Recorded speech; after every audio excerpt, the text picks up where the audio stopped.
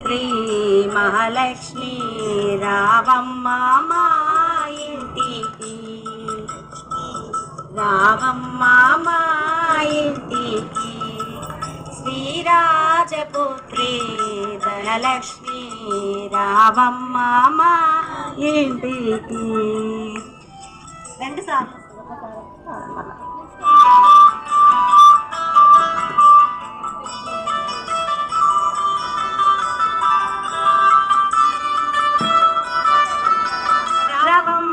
మా ఇంటి ధనుక లాలితముగా వేడుకుందో,